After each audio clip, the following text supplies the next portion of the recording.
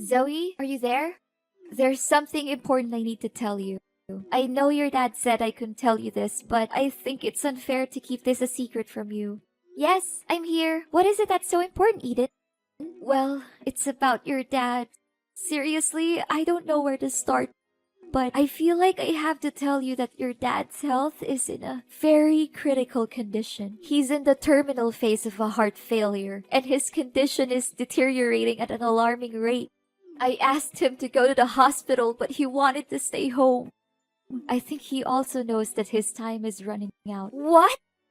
Why all of a sudden? A mere few weeks ago, when I last saw him, he seemed to be in good spirits and full of energy. How come his condition worsened so quickly? I just can't believe this.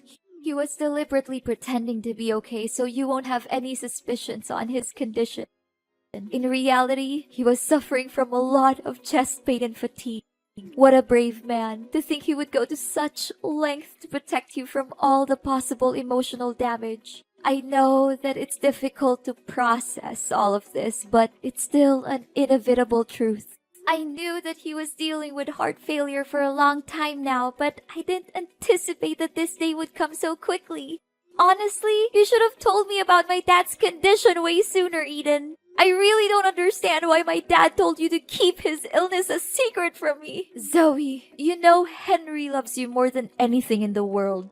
He didn't want to hurt your feelings. He knew that if you learned of his illness, you would be devastated. Your dad didn't want to worry you, so he kept his health problems a secret. How could he possibly conceal such a grave matter from me? He should know that I love him just as much as he loves me, and that keeping his condition from me won't help me cope with tragedy any better. I know, I told him the same thing, but despite how many times I tried to talk him out of his opinion, he insisted that I maintain my silence and, well, now that you have told me about it, can I at least pay my dad a visit? I won't just sit around and do nothing while my father is fighting for his life. Zoe, I know that you want to see your father as soon as possible. However, if you were to appear at our home at this time, it would make me a traitor to his wishes, and I would never want that. You know, I gave him my words, and I can't just simply break my promise with him. What should I do now? Should I just watch as his life slowly comes to an end without doing anything? What kind of daughter would do something like that to her own father? Zoe, I know what you're going through right now. I have all the sympathy in the world for you. But don't be too worried. I'll keep you constantly informed about your dad's situation. What if I just come to his mansion without his consent? I could make it like a casual visit that he won't have anything to say about it. Please, Eden, I want to be with my father during this most challenging time in his life. I'm sure he would be more than happy to see his daughter. No, Zoe, I told you, you can't do that, or else your dad would be boiling mad at me. You already know how short-tempered your dad is, and how scary he would become when he loses his composure. Especially when it's something that it has to do with you. I know that you're feeling confused and scared, but bear in mind that I'm always here for you during this difficult time. But Eden, how can I make it seem like nothing and ignore my dad, knowing that he's suffering from so much misery? Honey, I told you, I'll make sure that you don't miss any important updates on your dad's medical condition. All you need to do right now is to clear your head, pray, and hope for the best for your father. He's a tough man. Although the chances are slim, he hasn't given up on his life yet. Fine, I understand that it's impossible for me to visit my father. However, I don't want to trouble you too much about my father's condition. So can you please at least provide me with contact details of his private doctor, Mr. Davis? I just want to know more information on my father's medical prescriptions and his current condition. Oh, I forgot to tell you, Mr. Davis no longer works as your dad's private doctor anymore. He told us that he was experiencing some family difficulties and resigned shortly thereafter. Now, Dr. Brown is in charge of supervising your dad's health. Oh, okay. Would you be so kind as to give me Dr. Brown's phone number so I can have a word with him? Please send me as soon as possible because this is really important for me. Honey, you don't need to worry yourself too much with your father's treatment by contacting his private doctor. Me and Dr. Brown have everything under control. We always keep a close eye on Henry's situation and immediately interfere if anything goes wrong. I can't help but think that you're doubting my ability to take care of your father, and I feel a little offended by that. No, Eden, you're misunderstanding me. That's not what I meant at all. I believe that you have seen with your own eyes how well I have always taken care of Henry throughout the years. I could ask the maids to do all the housework, but I don't want to. I think it's important for me to be a hands-on wife and take care of my husband myself. Zoe, I don't want to say this out loud, but I knew that you disliked me from the very first day I set foot in Henry's house. Is that correct? Well, I don't blame you. It's a bad reputation that stepmothers always have to bear on their shoulders. Eden, I'm sorry. It is true that I didn't have a good feeling about you marrying my dad from the start because I thought it was a hasty decision. But as I came to know you better, I came to realize that you truly love and care for my father. In fact, you were the one who strongly opposed my father's decision of forcing me to move out of his house due to certain misunderstandings between us, and I'm really grateful for that. I want to know more about my dad's condition, but that doesn't mean I don't trust you to take care of him. Those are two different things. Fine, honey. I'll give you Dr. Brown's contact. But don't worry too much. As I said, me and Dr. Brown have everything under control. Zoe, honey, I feel as though I've been stabbed by 100 knives in my heart. I cannot believe it happened so quickly. What is it, Eden? Is it about my dad? Yes, darling. Henry passed away peacefully in his sleep. This morning, when I entered his room, I noticed that he was no longer breathing.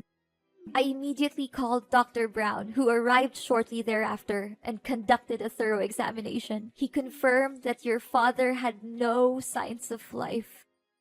I am so sorry for your loss, Zoe. I know how you must be feeling at the moment, and I am feeling the same way. Oh, Father, so this day has finally come. I really don't know what to say right now other than thanking you for being by my dad's side during his last days of living. This is an extremely heartbreaking situation, and none of us would have wished for this. I understand that this is a difficult time for you, and I want to assure you that I have already taken care of the funeral arrangements. Your father's funeral will be held at his mansion within 1 week. It'll be a discreet one among family members, just as your father's will. I will inform you of the exact date and time as soon as it's finalized. I got it. Thank you for taking care of everything. I seriously don't know what to do without you. Did Father leave any parting words for you before he passed away?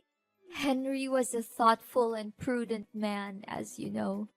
He had already carefully planned everything, including who would inherit his estate. According to his will, I, his legal wife, will be the sole beneficiary of his belongings and financial assets. This decision is clearly stated in his testament, and I am confident that you will not contest it. I'm sorry, Zoe, but you will not receive a single penny from your father. I find it weird that he didn't leave me anything in his will. I'm his daughter, and he loves me just as much as he loves you. He even hid his illness from me to protect me. I don't think he would have left me out of his will on purpose. Zoe, just accept that you no longer have a place in Henry's heart. I have been his primary caregiver for many years, and he has come to rely on me more than on you. You may not realize it, but the bond between you and Henry has weakened over time. In fact, he may have stopped caring for you altogether. That is why he decided to leave me all of his assets. He knew that I am the person who deserves them the most. No! It's simply not true what you said. My father's love for me has never diminished, even after my mother's death. The last time we saw each other, he treated me with the same warmth and kindness that he always has. I can confidently state that my father's love for me is unwavering and everlasting. You may continue to cling to your delusion about your father, but you cannot deny the fact that I am the rightful heir to Henry's vast fortune. If you have any objections to your father's will, you are welcome to come to my house and I will show you the testament that he personally wrote. I am confident that you will be able to identify his handwriting and signature very quickly. Admit it, Zoe. Now you're nothing more than a pitiful and abject failure. And me? After all those years of enduring that disgusting old man, I can finally achieve my goal to acquire his fortune and a lot of it. What? What do you mean? Are you implying that you married my father solely for his wealth? I find your old father so disgusting that I have to hold back from throwing up every time I have to sleep with him. Do you really think that a beautiful young woman like me would be with your father because I love him? That's the most ridiculous joke I've ever heard in my entire life. What? So you're saying that all of the years you spent caring for my father were nothing more than a calculated and deceitful ploy to gain control of his vast fortune? I was totally convinced that your words and actions were genuine. I believed that you were truly committed to watching over my father's well-being. Oh, honey, these sorts of performances are child's play for me. You believe that I was caring for your father, but the reality is that the maids were doing all the work for me. I simply gave them some money to keep them quiet so that I could take all the credit. You must be surprised by my intellect. Am I correct? I am curious to know who else could possess both intelligence and beauty like me. Eden, you're a person of astonishing shamelessness, greed, and despicable deception. I never imagined that you would be that kind of person. I believe that you truly cared for my father and that your intentions were genuine. The thought of how you pretended to be nice to me and my dad makes me shiver. And by the way, sorry that I got you kicked out of the house.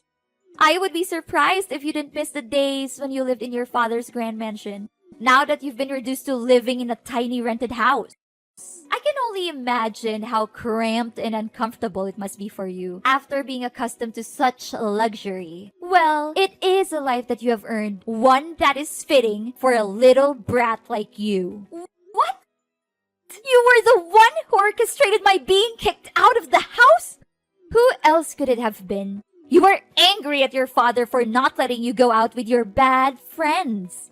So I took advantage of the situation and snuck into your father's workroom and burned his important documents to ashes. Afterwards, I took your father's phone and texted you to come into the room.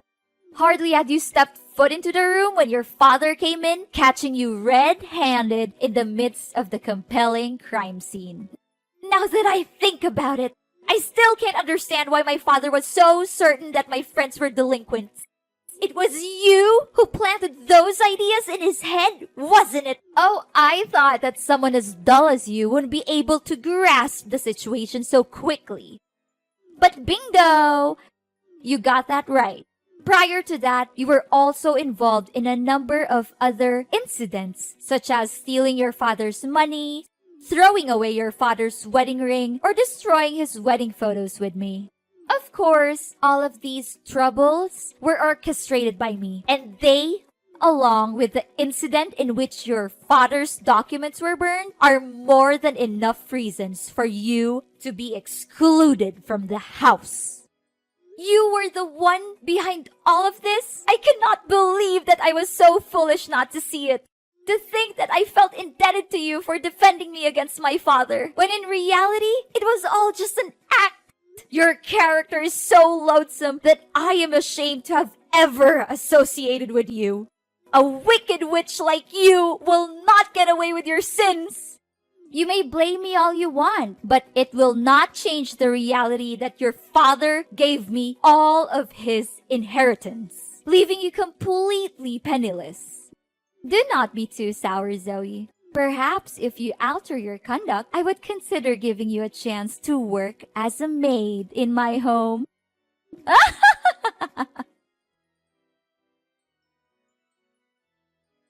Zoe, I never imagined that you could be so embittered as to not even attend your own father's funeral. I am deeply disappointed in you, Zoe. What kind of daughter are you? I was about to ask you that very question, Eden. What sort of stepmother are you to commit such a heinous act? What sort of thing are you implying, Zoe? Are you still holding a grudge against me for not getting your hands on your father's fortune? If I'm not mistaken, you're simply sitting at home plotting some evil scheme to regain your father's inheritance. Are you not? Well, sorry to say, but that won't be easy, Zoe.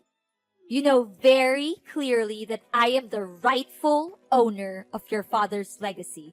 You even saw with your own eyes your father's testament, and you can't even deny that it is your father's own handwriting. Eden, I would not be so arrogant if I were you. In fact, I suggest that you prepare to face your worst nightmare for the vile crime that you committed against my father. What crime are you referring to? Are you perhaps fantasizing again? Don't attempt to deceive me with your pretense of innocence. I know everything. You coerced my father into signing a will that leaves all of his assets to you. Your boyfriend held a gun to his head while he was signing the document. Subsequently, you confined my father and Dr. Davis in the basement to prevent anyone from ever learning of your wrongdoing. What boyfriend? Seriously, I don't have a clue what you're talking about. Your father is dead. Stop deceiving yourself into believing that he's still alive. It's ridiculous, you know that. If you had attended the funeral, you would have seen your father's body in the coffin, but you declined to do so. Please, Eden, stop pretending. I know everything about your evil plan to hurt my father and steal his money. In fact, Dr. Brown is actually your boyfriend, Scott. He has assumed the identity of Dr. Brown in order to stay close to you. If I'm not mistaken, you had intended to marry him had things gone according to your initial plans. What? Don't just level such an accusation against me without any proof to support it. Do you seriously believe that I will allow you to continue defaming me in this manner? I'm calling the police. How dare you deny your crime and ask for evidence? My father and Dr. Davis are the living proof of your wrongdoing. I found them tied up in the basement of my father's mansion, and I was able to free them. The police will soon find out about you and Scott's crime of kidnapping. You should prepare for that. It's useless to deny it because Scott has already confessed. How could he have been so foolish? I refuse to believe it. Don't try to trick me. I won't fall for it. There's no way that Scott would admit everything. I suspected something was wrong from the start, so I asked Dr. Brown for my father's medical records. I found out that he prescribed the drug that my dad was allergic to, which only me and Dr. Davis knew about. I investigated and found out that Dr. Brown is a fraud with no medical knowledge. He eventually pleaded guilty to his crimes and said that you were his accomplice. What? How could Scott be so stupid to commit that simple mistake? I knew that I could never put my trust in that useless man. Don't just blame your boyfriend for your plan failing. You also messed up. I think you thought I would go to my dad's funeral, so you left the house unguarded. That gave me the perfect chance to sneak in and rescue my dad and Dr. Davis from the basement. No! It's unbelievable that someone as dull as you could have figured out my plan so easily. I cannot believe any of this. Eden, you are a liar and a cheat. You pretended to be a good wife and caregiver to my father, but you were actually having an affair with Scott. Dr. Davis found out about your affair with Scott and told my father. You and Scott were scared, so you attacked them and locked both Dr. Davis and my father in the basement. No, please stop talking. I've heard enough. In a subsequent act of desperation, you and Scott devised a meticulously crafted scheme to conceal your crime. You claimed that my father was seriously ill and even faked his funeral in an attempt to throw off suspicion. The figure that lies in the coffin is not my dad's corpse, but a wax effigy that has been crafted with painstaking precision. Furthermore, I also found out that you hadn't even informed the state about my father's death. So there's no way that my father's death was real. Oh no, I can't believe I figured it all out. Please do not turn me into the authorities. I didn't want to do what I did, but your father left me no choice. He threatened to disinherit me and leave everything to you. I was afraid of having to give up the lifestyle that was funded by wealth and privilege, which I had been enjoying all the time. What could I do in that situation? Henry forced my hand. It was not my fault. I would do anything to make it up to you and your father. I would go away and never bother you again. I would give up everything I've just to be forgiven. Please, I'm begging you, don't call the police. I'm not a bad person. I was just trying to survive. Please give me another chance. After the dreadful crimes you committed, now you would still dare to claim that you are not a bad person? Your actions against my father were utterly unforgivable, and you deserve the most severe punishments. The police are already on their way to arrest you, and don't even think for a moment that you will be able to escape justice. After a lengthy investigation, the police finally apprehended Eden and her lover, Scott, for their heinous crimes of illegal captivity and fraud. The two were subsequently tried and convicted, and each sentenced to 7 years in prison. This sentence is a just and fitting punishment for their cruel and unscrupulous actions. Upon being liberated from their imprisonment, my father and Dr. Davis showered me with praise for my keenness in solving the case. My father also expressed his regret for not heeding my counsel in the first instance and forcing me to move out of his house. He then extended an invitation for me and my spouse to relocate to the mansion and reside with him. Ultimately, it was not my father who was at fault for the events that transpired. Rather, it was my wicked stepmother who was having an extramarital affair and subsequently devised a plan to seize my father's fortune. In the end, justice was served. Although what happened to my father and me was disheartening, it also served to strengthen our bond as father and daughter. It is always essential to never give up on the people we care about and to be willing to open our hearts when they offer us a sincere apology for the mistakes they made in the past.